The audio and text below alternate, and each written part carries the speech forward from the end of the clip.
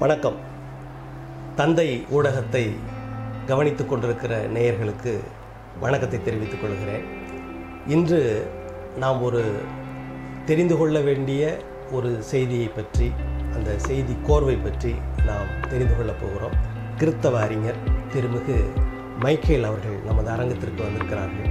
வத்திகான் சங்கம், இரண்டாவது வத்திகான் சங்கம், இவைகளை பற்றி நாம் தெரிந்து கொள்வதற்கு அவரிடம் நிறைய செய்திகள் இருக்கின்றன. அவற்றை நாம் தெரிந்து கொள்வோம். ஐயா வணக்கம். வணக்கம் ஐயா. வத்திகான் சங்கம், முதலாம் வத்திகான் சங்கம், ரெண்டாம் வத்திகான் சங்கம். அது முதலாம் வத்திகான் சங்கம் பற்றி அதிகமாக தெரியல. ஆனால் ரெண்டாம் வத்திகான் சங்கம் மிக முக்கியமான செய்திகளை அடக்கியது, பொதுநிலையினருக்கும் சரி எல்லாருக்கும் முக்கியமானது அப்படின்னு சொல்கிறாங்க. இதனுடைய உள்ளீடுகள் என்ன, இதை பற்றி கொஞ்சம் சொல்லுங்கள். அது ரெண்டாம் வத்திகான் சங்கம் என்பது ஒரு புரட்சியான சங்கம். 20வது நூற்றாண்டில் நடந்த ஒரு மாபெரும் புரட்சியான நிகழ்ச்சியாகவே உலகம் பார்த்தது. அதுதான் ரொம்ப முக்கியம். அது 1906 அக்டோபர் 1962 65 வரைக்கும் நடந்தது. தொடர்ந்து நடைபெறவில்லை, 4 அமர்வுகளாக நடைபெற்றது. இங்கேருந்து ஆயர்களெல்லாம் போவார்கள், அங்கே ஒரு 2-3 மாதம் தங்கியிருப்பாங்க, வந்துடுவாங்க. திரும்ப 63ஆம் ஆண்டு போனார்கள். அதே மாதிரி 64, அப்புறம் 65 டிசம்பர் 8ஆம் நாள் அன்னைக்கு அது முடிவு பெற்று அது பிரகடனப்படுத்தப்பட்டது, மக்களுக்கெல்லாம் சொல்லப்பட்டது.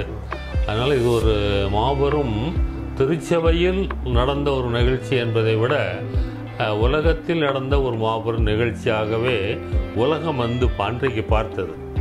அதை பற்றி பரவலாக செய்திகள், அதை பற்றி ஒரு திரைப்படம் கூட வரும் என்று எதிர்பார்த்தாங்க. இன்னும் 2ஆம் உலகப் போர் நடந்து முடிஞ்ச உடனே அதை பற்றி கூட ஒரு திரைப்படம் வந்தது. அதே மாதிரி இதையும் பற்றி ஒரு திரைப்படம் வரும் என்று எதிர்பார்த்தார்கள். ஆனால் அது வரலை. 65 ஏற்பட்ட எழுச்சி, அந்த வத்திகான் சங்கம் பற்றிய எழுச்சி வந்து அதற்கு பிறகு தொடர்ந்து எடுத்து செல்லப்படவில்லை. அவ்வளோ முதல் தொடக்கத்தில் ஒரு ஆர்வத்தோடு முனைப்போடு செயல்பட்டாலும் கூட போக போக அதில் ஒரு தொய்வு ஏற்பட்டதை ஒரு வருத்தத்தோடு நாம் பார்க்க வேண்டியிருக்கிறது. ஆமாம். அதில் எது எது அந்த மக்களுக்கு தேவையானவை அப்படின்னு நீங்கள் நினைக்கிறீங்க? அதாவது இந்த சங்கம் கூட்ட வேண்டிய அவசியம் என்ன, ஒரு நிர்பந்தம் இருந்தது. ஏன்னா இதுவரைக்கும் ரோமான் கத்தோலிக்க திருவையாத்தானே இருந்தது. அது ரோமான் கத்தோலிக்குங்கிறதே சரியான வார்த்தை இல்லை. கத்தோலிக்கங்கிறது அனைத்தையும் வரவணைக்கின்றன்னு அர்த்தம். இது ரோமன்கிறது ஒரு குறிப்பிட்ட இடத்துல போய் அடைக்கிறது போல் இருந்தது. ஆகவே இந்த கத்தோலிக்க திருச்சபையில் வரலாற்றை புரட்டி பார்த்தோம்னா இதுவரைக்கும் 21 பொது சங்கங்கள் நடைபெற்றிருக்கின்றன. அதை கவுன்சில்ஸ் அப்படின்னு சொன்னாங்க.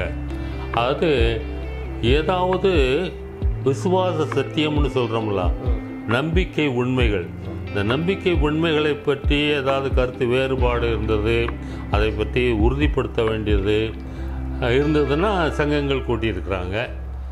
அதற்கு பிறகு ஏதாவது கண்டனம் தெரிவிக்கணும், தவறாக போதிக்கிறார்கள்னா அந்த கண்டனம் தெரிவிப்பதற்காக கூட்டப்பட்டது. இதுக்கு முன்னால் நடந்த 20 சங்கங்களும் அப்படித்தான் கூட்டப்பட்டிருக்கு. ஆனால் 21வது சங்கத்தில் ஒரு பெரிய வித்தியாசம் என்னென்னா, உலகத்தில் பல்வேறு மாற்றங்கள், மக்கள் சிந்திக்க ஆரம்பித்தார்கள். பண்பாட்டை பற்றிய உணர்வு மேலோங்கி இருந்தது. தொழிற்சங்கங்கள் முன்னேறி வந்தன. பல்வேறு அறிவியல் முன்னேற்றங்கள், மக்கள் சிந்திக்க ஆரம்பித்தார்கள், தங்களது உரிமைகளை பற்றி கேட்க ஆரம்பித்தார்கள், தொழில் புரட்சிகள் நடந்தன. அது தவிர பிற சமயத்தை சேர்ந்தவர்கள், அப்புறம் பிரிந்த கிறிஸ்தவ சகோதரர்கள், அவர்களெல்லாம் சில கேள்விகளை எழுப்பினார்கள். இந்த கேள்விகளுக்கெல்லாம் பதில் சொல்ல இந்த கத்தோலிக்க திருச்சபை கொஞ்சம் திணறியது. ஆகவே இது சங்கத்தை கூட்டி பல காரியங்களை பேச வேண்டிய ஒரு நிர்பந்தம் இருந்தது 20ஆம் நூற்றாண்டு தொடக்கத்திலேயே. ஆனால் அதை பற்றி பேசுவதற்கான ஒரு சூழ்நிலை சரியாக இல்லை. உலகப்போர், பல்வேறு அரசியல் மாற்றங்கள், இதனால் இந்த நிர்பந்தம் முன்னால் இருந்தாலும் கூட இந்த 2ஆம் வத்திகான் சங்கத்தை போல் கூட்ட முடியவில்லை. ஏன் ரெண்டாம் வத்திக்கான் சங்கம்னா 2வது முறையாக நடைபெறுவதனால அதற்கு 21வது சங்க கூடுகை இல்லை கவுன்சில் கூடுகைலாம் சொன்னீங்க, நீங்கள் இதை மாத்திரம் 2ன்னு சொல்கிறீங்க. அதான் சொல்கிறேன். அது 20வது சங்கம் வத்திக்கானில் நடந்தது. மற்ற சங்கங்கள்லாம் வெவ்வேறு இடத்துல நடந்திருக்கு. வத்திக்கானில் நடந்த 2வது சங்கமாக இருப்பதனால இதற்கு 2ஆம் வத்திக்கான் சங்கம். உண்மையிலே இது திருச்சபையின் வரலாற்றில் நடந்த 21வது பொது சங்கம். அது ஆங்கிலத்தில் என்ன சொல்கிறாங்கன்னா எக்யூமெனிக்கல் கவுன்சில் அப்படின்னு தான் சொல்கிறாங்க. எக்யூமெனிக்கல் அப்பவுமே அந்த வார்த்தை வந்துட்டு மற்றாரும் அரவணைக்கிற ஒரு போக்கு, உலகம் தழுவிய ஒரு சங்கம். இந்த சங்கத்தை அதான் தங்கம் செய்யாததை சங்கம் செய்யுங்கிற மாதிரி நம்ம இதை செங்காதான் வந்தது. ஐயப்பா, நான் இப்போ கூட பார்த்தீங்கன்னா கிறிஸ்தவர்கள் அப்படின்ற பதத்தை பயன்படுத்துவதை விட ரோமன் கத்தோலிக்கர்கள் அப்படின்றத பயன்படுத்துகிறோம். ஆமாம், அது ஆமாம், வந்து பொதுவான கிறிஸ்தவர்கள் என்ற நிலைக்கு நம்மெல்லாம் வரலையோ அப்படின்ற ஒரு சிந்தனை. உண்மைதான். நான் சொன்னேன்ல, கத்தோலிக்க ரோமன் ரெண்டும் சேர்த்து போட்டதே ஒரு முரண்பாடு. கத்தோலிக்கனா அனைவரையும் அரவணைக்கிறதுனா அர்த்தம். மெனி சைடட் ஆல் எம்ப்ரேசிங் அப்படின்னா கத்தோலிக்குங்கிறத வச்சாங்க. ஆனால் அது அப்படி இல்லை. அதுனா அதுவும் ரோமன் கத்தோலிக்கத்தை சேர்ந்த ஒரு காரணம்னா ரோமர்களுடைய ஆதிக்கம், லத்தீன் மொழியினுடைய ஆதிக்கம் இதெல்லாம் அங்கே இருந்தது. இதை பற்றியெல்லாம் கேள்வி கேட்டாங்க. இதை பற்றியெல்லாம் பேச வேண்டிய இன்னும் லத்தீன் முறையிலேயே வழிபாடுகள் மக்களுக்கு விளங்காத முறையில் இருக்குது. நாங்கள்லாம் வேடிக்கை பார்க்குறோம். இப்படி தான் போக்கு இருந்த வழிய சமஸ்கிருதத்தில் போதுற மாதிரி. ஆமாம் கிறிஸ்தவம் அந்த நிலையில இருந்து அது வந்திருக்கு. ஒரு அறியாமையிலே அடக்கி வைக்கிற ஒரு நிலை இருந்தது. தெளிவாக சொல்லப்போனால் இதையெல்லாம் பல பேர் கேள்வி கேட்டாங்க. மக்கள் சிந்திக்க கேள்விகள்லாம் கேட்க வந்தாங்க. சில வேறுபாடுகள்லாம் வந்தது, பிரிவினைகள்லாம் வந்தது. அதை பற்றியெல்லாம் பேசுகிறாங்க அடுத்த கட்டத்தில். அதனால் இது வந்து ஒரு முக்கியமான சங்கம். இந்த சங்கம் வந்து இது கூட்டினவரை பற்றியும் கண்டிப்பாக சொல்லணும். 23ஆம் யோவான் அப்படிங்கிற ஒரு போப்பு தான் இதை கூட்டினார். இந்த போப்பு கூட்டும்போது அவருக்கு ரொம்ப ஆதரவு இல்லை. ஆனால் இதை போட்டு எதுக்கு, எல்லாம் தான் கோயிலில் வழிபாடுகள் நடக்கு, கோயிலை கட்டுறோம், பள்ளிக்கூடத்தை கட்டுறோம், ஆஸ்பத்திரி கட்டுறோம், இதை போட்டு ஏன் பேசிகிட்டு இருக்கார் அப்படின்னு ஒரு எதிர்ப்புகள்லாம் வேணால் அவர் கண்டிப்பாக நடத்தியே தீரணும்னு ஒரு எதிர்ப்பு இருந்தது. அதனால் கூட்டம் கூடும்போது கூட ஒரு எதிர்ப்புகள்லாம் இருந்தது. அதெல்லாம் சமாளித்து தான் இவர் கூட்டியிருக்கிறாரு. அவர்கிட்ட இருந்த பெரிய குணம் என்னென்னா எல்லாரும் ஒரு அரவணைக்கிற ஒரு போக்கு அவர்கிட்ட இருந்தது. அவர் எல்லாத்தையும் போய் பேசுவாராம். அந்த போப்பு ஜெயிலுக்கெல்லாம் போய் எல்லாத்தையும் உட்காந்து பேசுவார். அப்போ ரஷ்யாவில் இருந்த குர்ஷேவ்கிட்ட கூட ஒரு தடவை பேசினாராம். பேசுறதுக்கு அவர்கிட்ட போய் சொன்னாராம், we have something in common அப்படின்னாராம். உங்களுக்கு எங்களுக்கும் பொதுவான ஒன்று இருக்குது. வாட் இஸ் தட் அப்படின்னு கேட்டாரா. You have a big belly, I also a big belly, இது சம்திங் காமன் அப்படின்னு சொல்லி இப்படி ஒரு சாதாரணமாக பேசுவாராம். எல்லா இடத்துக்கும் போவாராம் அவர். அப்படிப்பட்ட ஒரு இது. அதனால் அவர்கிட்ட ஒரு பரந்த பார்வை இதெல்லாம் இருந்ததை, மனிதம்ங்கிற ஒரு போக்கு அவர்கிட்ட ரொம்ப இருந்திருக்கதை பார்க்குறோம். அதே மாதிரி அதனால் இந்த அவருடைய முக்கியமான என்னன்னா, இந்த உலகத்தில் உள்ள எல்லா ஆயர்களும் ஏற்கனவே 2900 ஆயர்கள் உலகம் முழுவதும் ஆயர்கள் பூரா முதல் தடவையாக பண்ணக்கூடியிருக்காங்க. அதுக்கு முன்னாலெல்லாம் அப்படி கூட்டினதாக இல்லை. அது ஒரு முக்கியமான ஒன்றாக இருக்கிறது. அப்புறம் இது தொடக்கத்தில் பாருங்க, வழக்கமாக இது திருச்சபை சார்ந்த அவங்களுக்குள்ளேயே நடக்கிறது இல்லை. ஆனால் இந்த போப்பு ஜான் 23ங்கிற 23 நபர் பிற சபைகளை சேர்ந்தவங்களை அழைத்தார். அதுதான் பெரிய சபையை சேர்ந்தார். யூதர்களை கூட அழைத்திருக்கிறார். அப்போ கூட கேள்வி கேட்டாங்க, யூதர்கள்லாம் சேர்ந்து தானே இயேசுநாதரை கொலை பண்ணாங்க. இவர் சொன்னாராம், அவர் எல்லாத்தையும் மன்னிச்சிட்டேன்னு சொன்னார்ல, அதாவே மன்னியும்னு சொன்னார். அப்புறம் இவங்க பாவத்தை ஒரு மன்னிக்கலையா, பாவத்தை மன்னிச்சவங்க அவங்களே கூப்பிட்டுருக்கேன் அப்படின்னு இப்படி கூப்பிட்டு அங்கேயே நடக்கிற அரங்கத்திலேயே அவர் இவ்வளவும் பேசி தொடர்ந்து நடந்திருக்கிறாரு. அப்புறம் அது மட்டும் இல்லை, நிறைய ஆயர்களுக்கு தாங்கள் படித்ததெல்லாம் மறந்ததுனால இரவு வகுப்புகளுக்கு ஒரு ஏற்பாடு பண்ணியிருக்காரு. பல்வேறு இறையியல் வல்லுநர்களை கூப்பிட்டு இரவில் இவங்க பேசிட்டு போயிடுவாங்க. இரவில் போய் அங்கங்கே தங்கியிருக்க இடத்துல இதை பற்றி பேசுகிறது. சில இறையியல் வல்லுநர்கள்லாம் போயிருக்காங்க. அதில் முக்கியமாக சேசு சபையை சேர்ந்த கார்ல் ரானரை பற்றி ரொம்ப சொல்கிறாங்க. அவர் போய் இரவில் புதிய சிந்தனைகளை எல்லாம் சொல்லி புதிய இறையியலை அவங்களுக்கு இது பண்ணி கொடுத்துருக்காரு. அவரை பற்றி கம்ப்ளைண்ட் பண்ணியிருக்காங்க, புகார் கொடுத்துருக்காங்க, முறையீடு. அது கூட இல்லை அதெல்லாம் நடக்கிறதெல்லாம் நடக்கட்டும், குழப்பம்னாலும் குழப்பட்டோன்னு இப்படி தைரியமாக பண்ணார். அதனால ஒன்று முக்கியம். இதில் வந்து தீர்மானங்கள்னு எடுத்திருப்பாங்க. ஆமாம். அது என்னென்ன தீர்மானங்கள்? அதாவது பல காரியங்களை பற்றி பேசுனாங்க. இதில் என்னென்னா திருச்சபை சார்ந்த அவங்களுக்குள்ள வழிபாடுகள், அவங்களுக்குள்ள அமைப்புகளை பற்றி தான் பேசுவாங்க. அவங்களுக்கு ஆள் சேர்க்கறது, அவங்களுக்கு சில வசதிகளை பெருக்குவது, சொத்துக்களை சேர்க்கறது, நிலம் வாங்குறது, கோயில் கட்டுறது, இதை பற்றி தான் பேசுவாங்கன்னு இருக்கும்போது இவர்கள் மக்கள் பிரச்சனைகளை பற்றி பேச ஆரம்பிச்சிருக்காங்க. எல்லா மக்களை பற்றி பேச ஆரம்பிச்சிருக்காங்க. அப்போ திருச்சபை பற்றியும் பேச வேண்டிய நிர்பந்தம் வந்துச்சு. நம்முடைய கருத்து வந்து எல்லோரும் கிறிஸ்தவர்கள் அரசியல் வேண்டாம் என்று நினைக்கிறாங்க, அது தவறு அப்படின்னு சொல்றத ஏற்றுக்கொள்கிற ஒரு செய்தியாக தோணுது. ஆமாம். அதாவது அவங்க திருச்சபையினுடைய பணி, திருச்சபையினுடைய இயல்பு என்ன, அவருடைய பண்பு, அவருடைய பணி என்னங்கிறத சொல்கிறத பற்றிய ஒரு தெளிவை கொடுத்துருக்குறாங்க. அதாவது நிறைய காரியங்களை பற்றி பேசுனாங்க. அதெல்லாம் 16 ஏடுகளில் அவங்க அடக்கி நமக்கு கொடுத்துருக்காங்க. அந்த 16 ஏடுகள் போது எத்தனை பக்கங்களுக்குள்ள அந்த புத்தகங்கிறது ஒரு பெரிய புத்தகமாக இருக்கிறது. அதுவும் தமிழ்நாட்டு ஒரு பெருமை சேர்த்த ஒரு புத்தகம் இது. ஏன்னா முதல்ல லத்தீனில் தான் அது எழுதப்பட்டது. நம்ம ஆங்கிலத்தில் அப்புறம் எழுதுனதுக்கப்புறம் முதல்ல இந்திய மொழிகளில் தமிழில் தான் 4 முறை திருத்தி எழுதப்பட்டிருக்கிறது.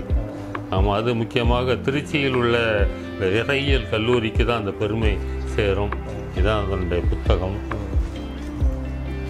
இது வந்து ஒரு இது ஒரு ஏடாக இருந்தாலும் இதில் 16 டாக்குமெண்ட்ஸ்னு சொல்லுகிற பத்திரங்கள் இருக்கின்றன. இதில் 16 பத்திரங்கள் இருக்கின்றன. அதில் ரொம்ப இது மாதிரி அந்த மொத்த புக்கை இதான் 16 ஏடுகளும் 16 பத்திரங்களும் ஒரு ஏடாக வந்திருக்கிறது.